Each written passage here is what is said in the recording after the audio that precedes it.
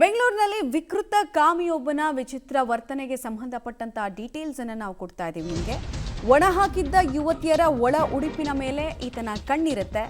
ರಾತ್ರಿ ವೇಳೆ ಒಣ ಹಾಕಿದ್ದ ಯುವತಿಯರ ಒಳ ಉಡುಪನ್ನ ಕದಿಯೋದು ಈತನ ವಿಲಕ್ಷಣ ಹವ್ಯಾಸ.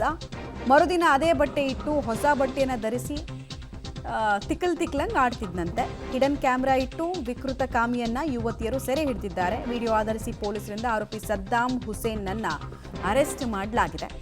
ಇಂದಿರಾನಗರ ಪೊಲೀಸ್ ಠಾಣೆಯಲ್ಲಿ ಆರೋಪಿ ವಿರುದ್ಧ ಎಫ್ಐಆರ್ ಕೂಡ ಆಗಿದೆ.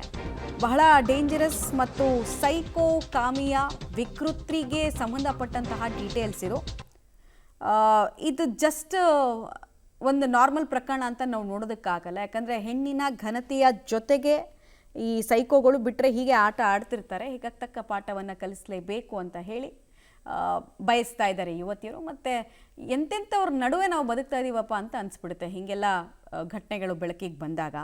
ಯಾವ ಕಾರಣಕ್ಕೆ ಹಿಂಗೆ ಮಾಡ್ದ ಅವೆಲ್ಲವೂ ಕೂಡ ಇಲ್ಲಿ ಸ್ಪಷ್ಟೀಕರಣದ ಭಾಗ ಆಗೋಕ್ಕೆ ಸಾಧ್ಯನೇ ಇಲ್ಲ. ಯಾಕಂದರೆ ಇದು ಅಕ್ಷಮ್ಯ ಅಪರಾಧ, ಕ್ಷಮಿಸೋಕೆ ಆಗದಂತಹ ಅಪರಾಧ.